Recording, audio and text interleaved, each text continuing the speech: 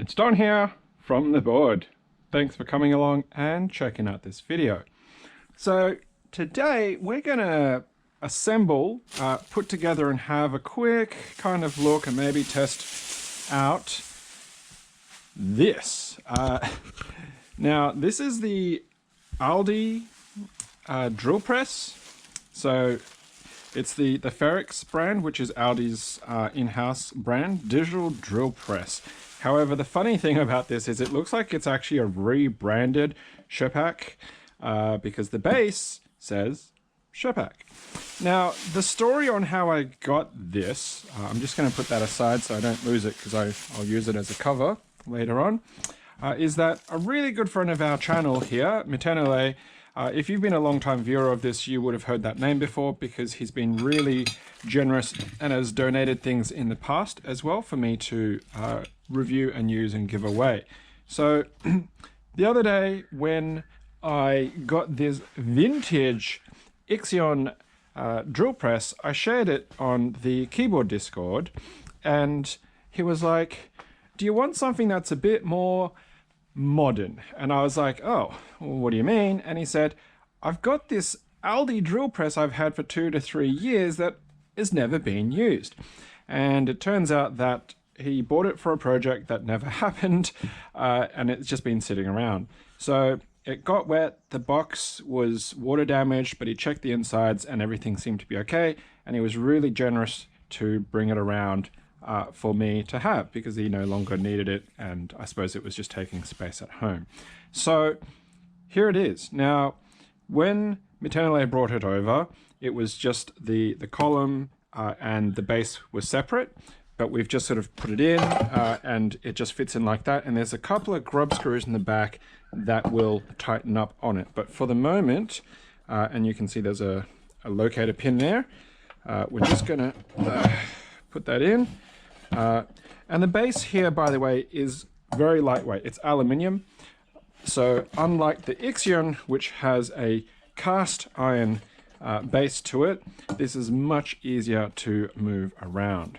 So I haven't actually read the manual. I haven't assembled it. So let's have a quick look and put together, if I can, before we plug it in and maybe run it through some paces. So the installation instructions, package list. Oh, okay, it's actually got a work holder, which is this thing. I did not realize that was meant to be the work holder. So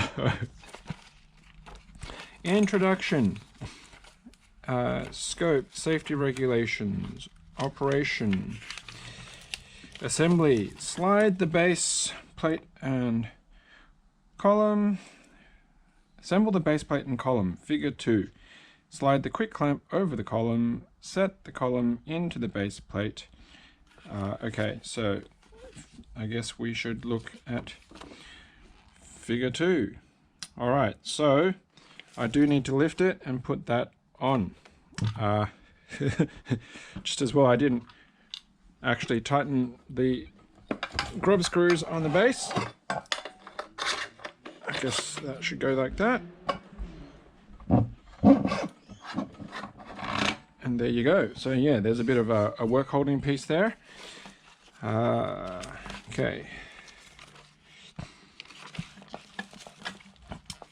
Set the column into the base plate so the guide pins bottom engage with the groove. Tighten the pre-assembled grub screws on the base with the Allen key. So I did spot in this bag earlier, there's the chuck, a little bit rusty, and there's an Allen key. So let's go ahead and, oh, it's got a screwdriver in the back. Okay. I suppose it's kind of convenient, but also inconvenient because it means you kind of can't use the long short end. All right, so we'll tighten that, and there's a second one down here, I believe. Yep.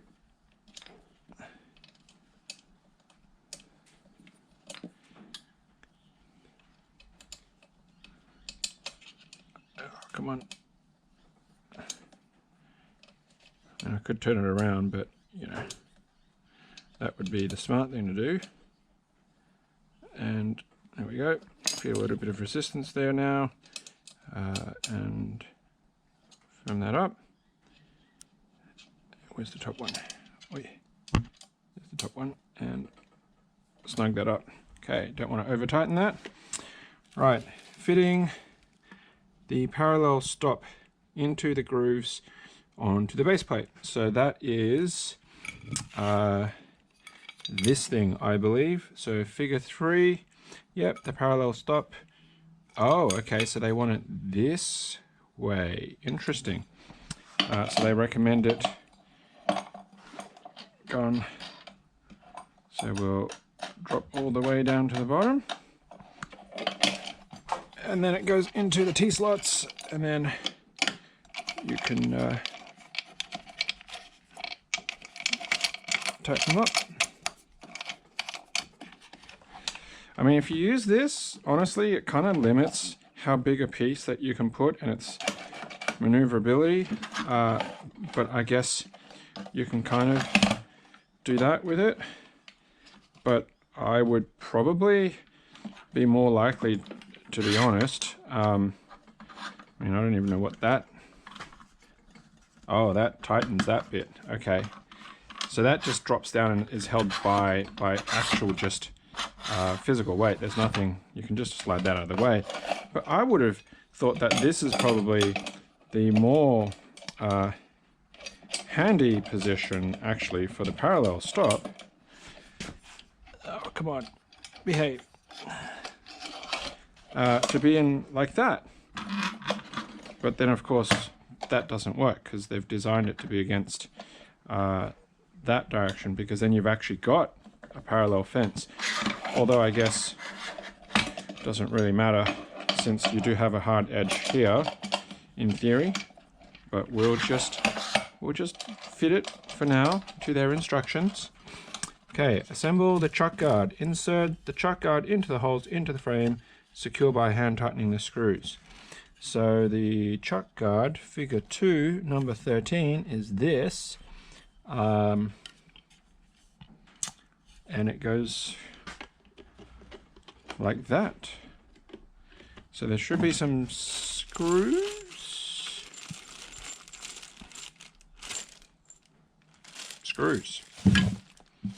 In the fitted screws. There is no...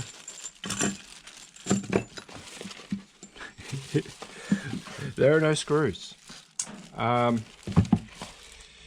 Yes. Insert into the holes, secure the chuck guard by hand tightening the screws. I see no... Oh, there we go. They're in the actual chuck bag. Why? Why would you do that?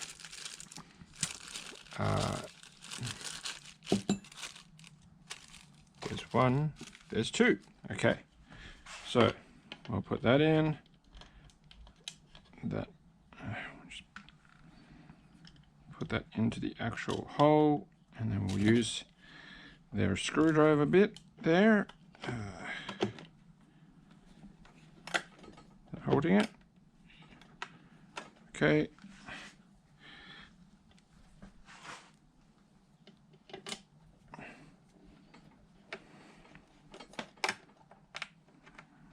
There you go.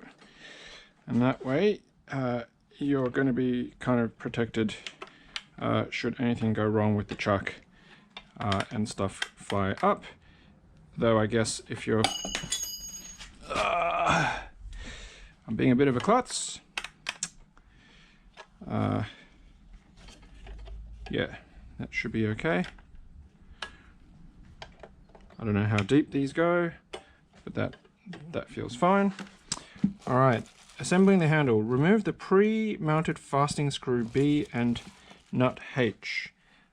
B, which is the...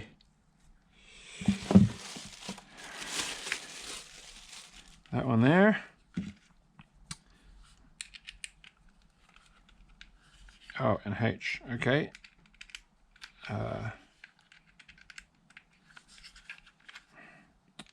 That work? Can I just undo it this way? Oh my gosh, you should have just provided me two. So this is a critique in that I know they're trying to be efficient, but if you're going to give somebody an Allen key, just give them the Allen key.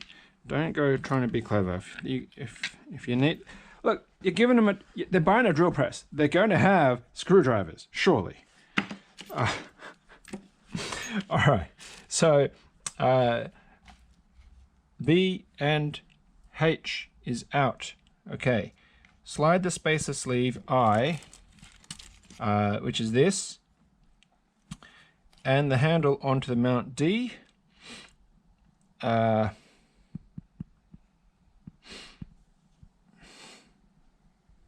Which I think is on the other side, and then put it on and tighten. All right, so the orientation is, they've got it facing this way, so they're saying to basically do that, and then to do that, which, yeah, okay. All right, so I should put that nut in there first, and then I'll be able to drop that in. See, now look how inconvenient this is, because you're going to go and try and do this, which is like, what, a quarter turn. That is just wholly very inefficient, extremely inefficient.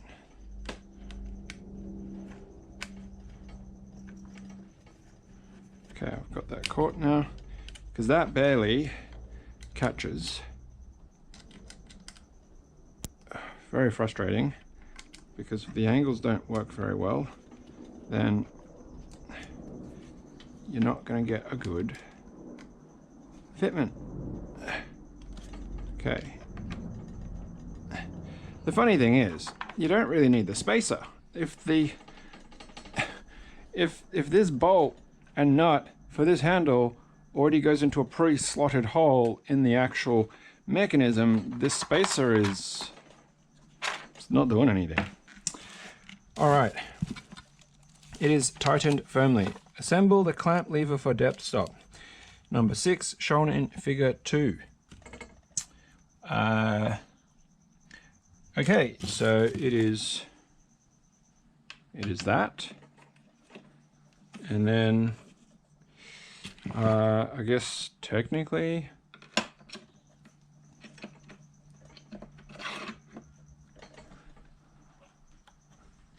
so right now it is really bad, because like it's not even technically at 0.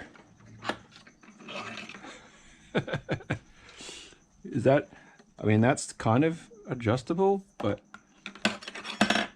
like, is that adjustable? It must be adjustable, surely. Well, it does kind of move, but that is a very approximate depth stop, I must say, because it is blurry.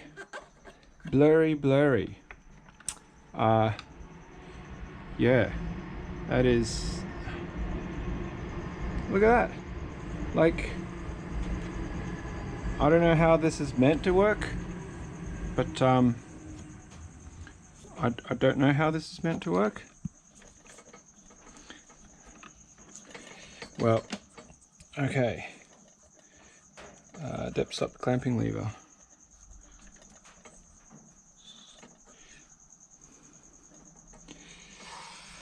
All right.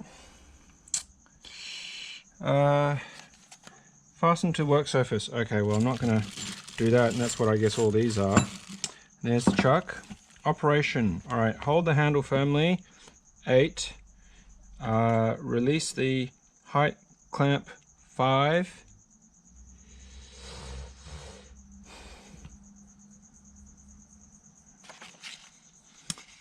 This one on the side here, and then set the position of the machine head with the handle. So you can move that up and down. In theory, secure the position while the clamping lever. So I'm not really even sure how much. Oh, no, that should just be, yeah, relating to that. But should that, oh, so this actually drives that on the gear. Ah, okay, so if I tighten that,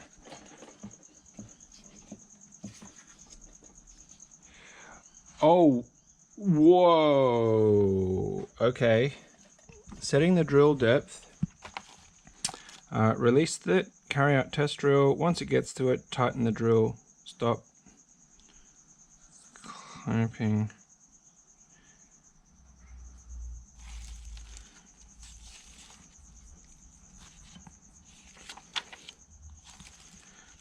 I don't understand. Are we talking that the whole unit moves up and down and the actual spindle doesn't move up and down by itself? Is that?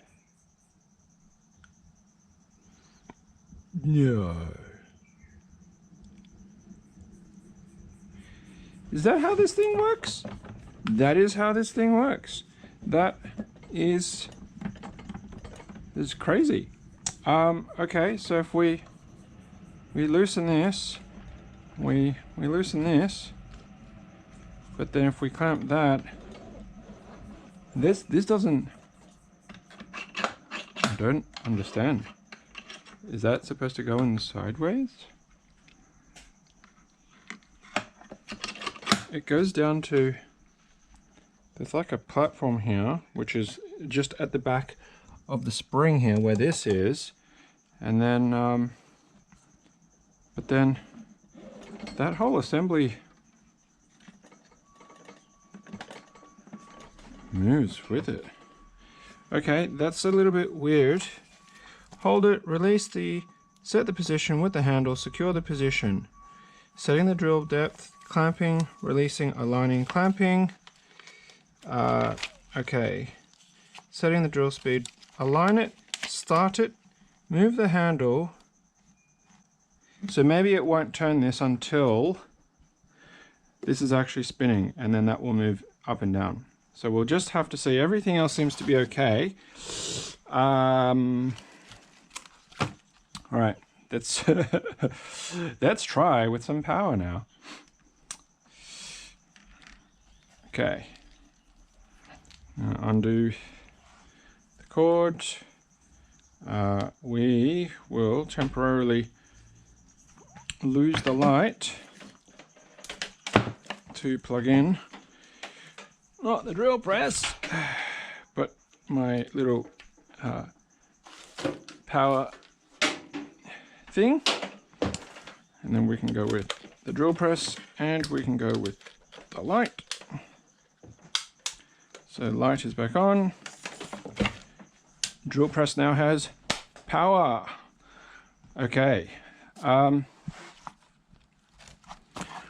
Right.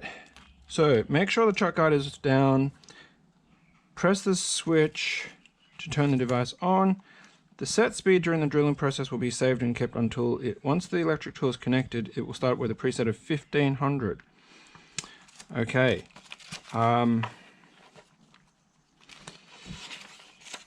So nothing else is being mentioned here. There's a whole bunch of warnings, obviously. Laser light, all that kind of stuff. Drilling procedure, cleaning, maintenance, storage, disposal, troubleshooting. All right. Now, safety is really important. I do have glasses on, but I'm just going to put on some safety glasses anyway. And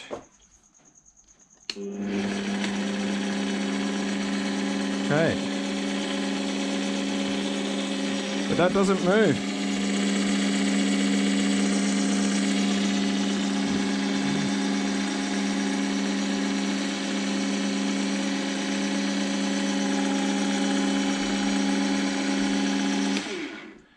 Right. Okay, there we go.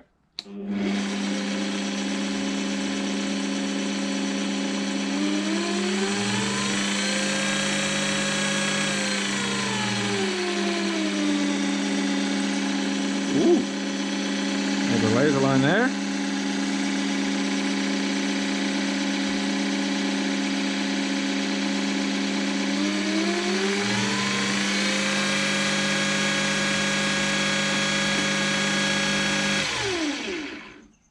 Okay, so I've just set that at 1,000, right? You've seen that. So now, in theory, if that's right, it should memorize that it's at 1,000. It does. So I guess the only thing that's kind of really concerning for me is the fact that that this power and this is completely disconnected. So you actually don't know what's happening, and you can turn this independently on and off. I would prefer the design that it's actually coupled together, in that the display should be on and there's a connection here, so you shouldn't have to be turning that on separately, because if you don't remember necessarily what that setting is, or you forget to, then that is not too great. But that's a really weird way of doing things. If the way, like,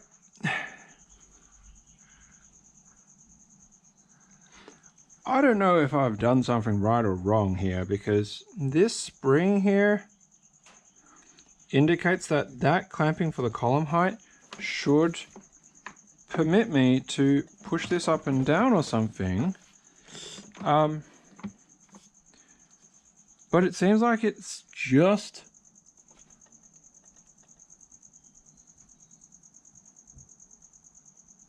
like, why would you need the spring if it's not actually going to, unless if this is just really hard to move.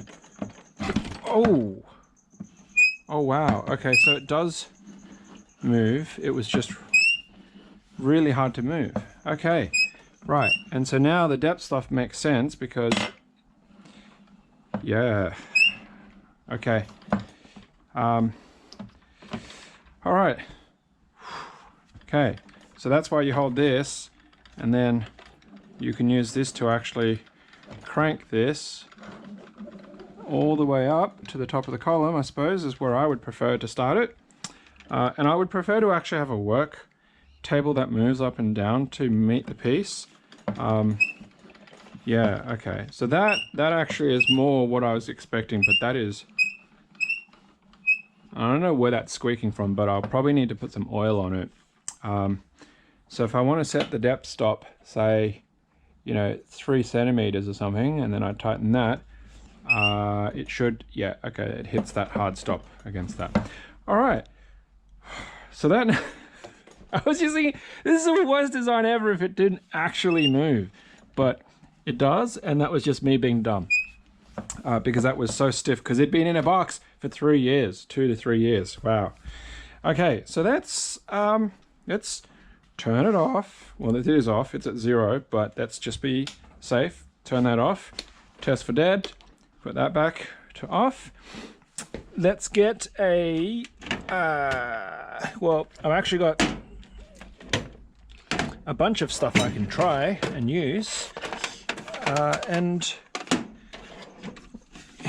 here we go. So now in terms of other safety, right, I've just mentioned that I've got some safety glasses on. It can be quite noisy and loud, so earmuffs is also a good idea, okay, especially if you're going to be doing this a lot. The other thing is that you should not wear gloves. With rotating equipment like a drill press, like a lathe and things like that, if you have a glove and you're working on a piece and it catches the glove, it's going to whip your hand and your fingers into it, and you're going to break potentially your fingers, the bones in the hand. It could even break your wrist, okay? So it's far better to have a contact injury without a glove against a bit compared to having it pulled in and then potentially bind up and make it even worse, because the torque on these motors could be quite catastrophic, to be honest. So make sure that you do work glove free. Now, of course, if you have concerns about holding pieces, this is where you've got things like this, which is a workpiece holder, which is designed to essentially stop you from having to hold your work. Now that's all the way open, and that is going all the way down. Okay, so right, yeah, and then the chuck key to tighten that up. So I should get one of those like magnetic trays holder type of thing, and I can put the chuck on it, because it doesn't look like there's a particular thing. So you can see they've got a sticker here that was starting to peel of the speeds for metal and for wood. So earmuffs, eye protection, 1.5 to 13 mil shaft size. There's a class laser. No gloves. See, no gloves, and a hairnet. Same thing. If you got long hair and it gets caught in this, you're going to be in a world of hurt. Okay, so I've got some scrap, my good old classic scrap pile. Actually, I've got some scrap here from playing with the other one. So let's try that. Now we'll loosen this, because obviously it's a bit too high at the moment. Make sure that we'll start off there. All right, the guard on, and so for wood, the size of that bit is 5 mil. So 5 mil with wood, I should be sitting around 2,000 RPMs. That's going to be interesting. So let's go. It sounds kind of crazy loud.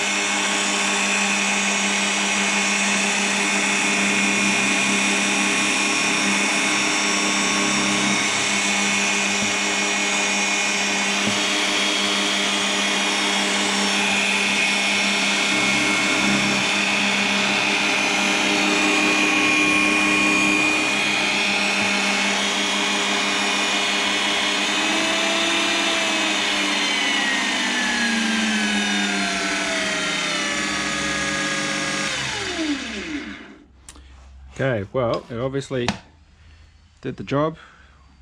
Very clean. No burn holes.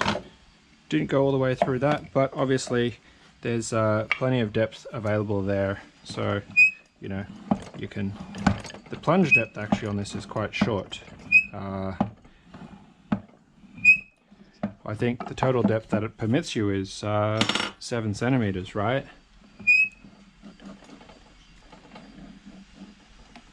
That going to hit the table? Actually, it goes past 7 centimeters. But if you're going to work your way through this, say we were just to measure that roughly, it's about what's that? Yeah, 3 centimeters. Then you would set your depth to about 3, and that would be good enough. Okay, so that works pretty well. It's just, it's alright, should be okay. Now let's just change up to a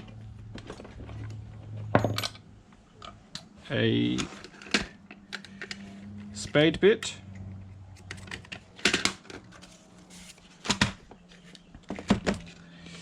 Okay, so it's the same company, the Aldi branded spade bits. Let's go with a 12 mil spade bit. This is why you want to be able to have this mounted on your bench properly, or something that's secure, because you don't want it sliding around.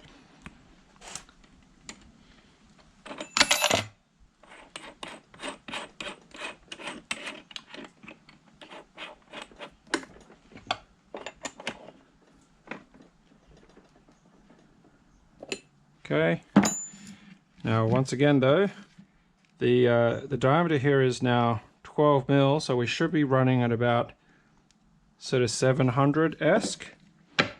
So let's just flip that over. Well, there's the rock holding piece, and then we'll actually tighten it with this. Okay, we will loosen this, lower it. There's a bit of wobble. Actually, let's just turn on the laser. So what's really interesting is that it's marking it offside.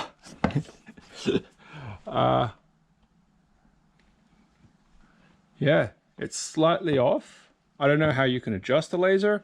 Maybe it's because I didn't put this in straight. Because it's...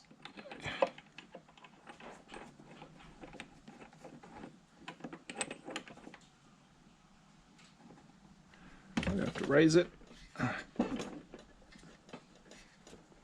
Okay, maybe.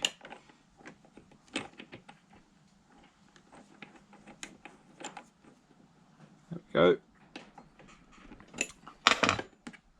All right, so now, yeah, it's a little bit better, but it's still slightly off. So I would probably say that you want to just be careful with trusting the laser marks on this. I don't know if it's adjustable or not. The laser projector is over here. So yeah, it's probably just as a rough guide more than anything else. Okay, so that's tightened, that's tightened. We're going to turn it on. Let's go down to about 700.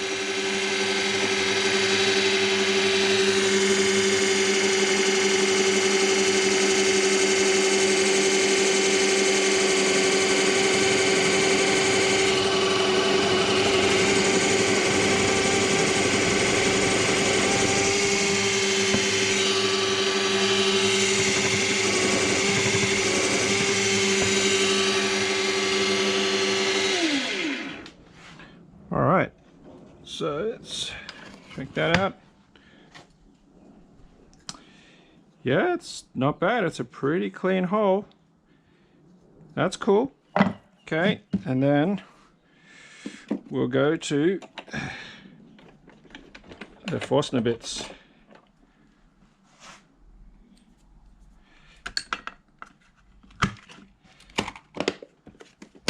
Okay, so I think the only issue here is they may not fit the chuck, or will they? What does it actually say here? So they've got recommended drill speeds. So if I go with a 15 mil, let's go with the 20. I primarily got these because I wanted these to be able to drill dog holes into things, and 20 mil and 19 mil dog holes are kind of the standard dog hole sizes. So yeah, let's see if this will actually oh yeah, it does. Cool. Oh, I'm going the wrong way. Am I going the wrong way? I was going the wrong way. There we go.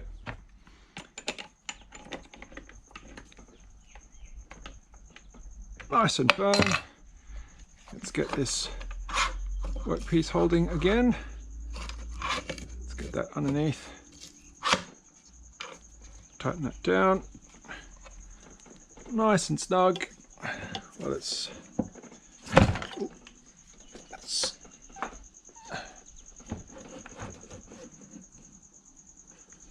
okay, so once again, it's just slightly off from the actual laser line. We'll just turn the laser off now, it's not doing much. And the recommended speed for this is 1100 RPMs. So, we're at 700. Speed.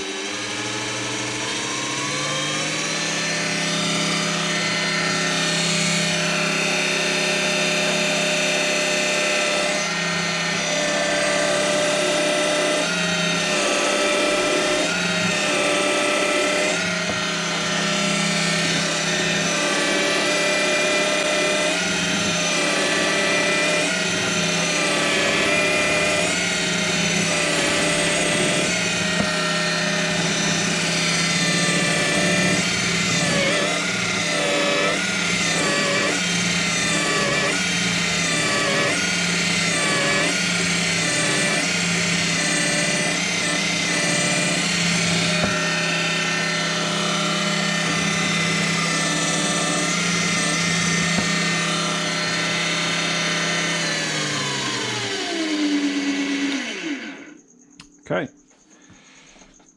I wasn't sure if I was hitting the depth stop or not.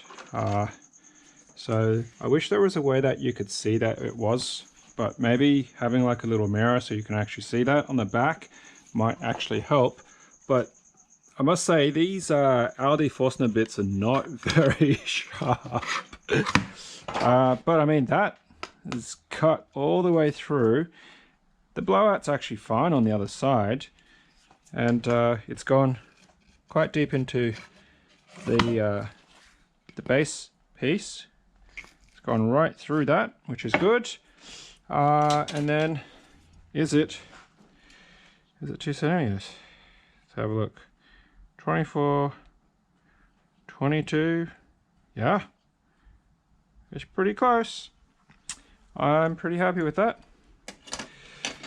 So, it seems to be doing the job on everything. Forstner bits, spade bits, normal drill bits. You know, it definitely does the job. It's pretty noisy, but as far as a simple drill press with the digital speed control goes, I think it's a lot easier to work with this compared to having to change belts. I guess I've never really had to do too much with belt-driven drill presses. In terms of the accuracy, it seems to be drilling pretty straight. So, you know, it doesn't look like it's gone off to the side or anything like that. I just wouldn't trust the laser more so than anything else, especially if there's no way that you can adjust its pinpointness. You always just do a contact without the drill running to make sure it's actually starting on the point that you want to. You know, use a punch if you have to mark where you want the center to be, and then you can actually maneuver it to fit that the tip of the drill bit, you know, as before you lock it in and then start drilling. So what can I go and do from here? Obviously I can drill holes, I can drill all sorts of things, probably mostly woods, but it will do metal if you've got the right kind of drill bits, which I probably don't have right now, but you know, it's a good capability to have, I think is the best way of describing it. The only other thing that I would think about is potentially making a work table that is lifted up. So rather than having to drop this all the way down, I would probably think about having this at the top of the column height. So being able to have this all the way up top, have that just locked in place there all the time, and then having a work table that I can actually move up and down to meet the piece rather than having to adjust this up and down. I think that would probably be my preference, to be honest, but it's something I'd have to look into. Wow, that bit got real hot real fast, and those edges are not very sharp at all. Why am I not surprised? Okay, so yeah, if I want to make a table, then I need to take the measurement of that, and then figure out a clamping mechanism, and then that way I could potentially even do tilt table, so I can do 45-degree drill holes and things like that. Of course, mounting it into a base of sorts if I wanted to, but it seems pretty stable. It's not really going anywhere at all. All right, well, I think that is it for checking out this Aldi / Shepak drill press. It's a great addition to the shop, and you know, when I restore this, I'll also be using this from time to time too. I think the bit of history there going from the vintage to the modern is pretty cool. Obviously, if I'm doing a lot of work, if I'm trying to replicate stuff, drilling lots and lots and lots of holes, I could pull this out. But if I'm just doing, you know, a couple of things, then for a bit of fun, I'd probably be using that, since that was the original intent to get, was to use that to make pieces. All right, once again, thank you, Matenale, for donating me this drill press. Really appreciate it. Love you very much for all the support that you continue to give me and the channel. Thank you for watching this video. I hope you enjoyed that, and I guess if you like what you see here, the next time Aldi actually has one of these available on sale, then you might want to pick one up for yourself. So thanks very much for checking out the video, and of course, as usual, until next time, happy kayaking.